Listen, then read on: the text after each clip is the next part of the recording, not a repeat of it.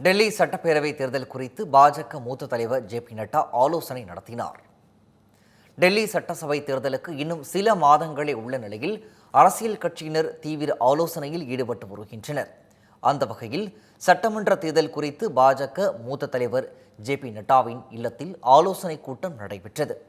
இதில் மத்திய உள்துறை அமைச்சர் அமித்ஷா, பாஜக பொதுச் செயலாளர் சந்தோஷ், டெல்லி பாஜக மாநில தலைவர் வீரேந்திர தேவா, டெல்லி முன்னாள் எம்பி ரமேஷ் பிதுரி உள்ளிட்டோர் கலந்து கொண்டனர். டெல்லி சட்டசபை தேர்தலுக்கான வரைபடத்தை 7 நாட்களுக்குள் தயாரிக்க உயர் அதிகாரிகள் உத்தரவிட்டுள்ளதாக தகவல்கள் தெரிவிக்கின்றன.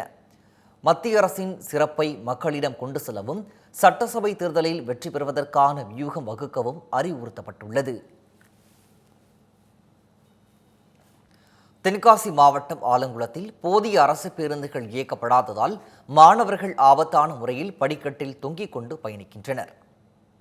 ஆலங்குளம் காமராஜர் பேருந்து நிலையத்தில் இருந்து திருநெல்வேலி, சுரண்டை, அம்பாசமுத்திரம் உள்ளிட்ட பகுதிகளுக்கு பேருந்துகள் இயக்கப்படுகின்றன. ஆலங்குளத்தை சுற்றியுள்ள சுமார் 50க்கும் மேற்பட்ட கிராமங்களைச் சேர்ந்த மாணவர்கள் மற்றும் பொதுமக்கள் இந்த பேருந்து நிலையத்தை உபயோகித்து வருகின்றனர். இந்த நிலையில் இங்கிருந்து இயக்கப்படும் பேருந்துகளின் எண்ணிக்கை குறைவாக உள்ளதால் கூட்ட நெரிசல் அதிக அளவில் உள்ளது. இதனால் பேருந்தின் படிக்கட்டில் தொங்கிக் கொண்டு மாணவர்கள் ஆபத்தான முறையில் பயணம் செய்து வருகின்றனர்.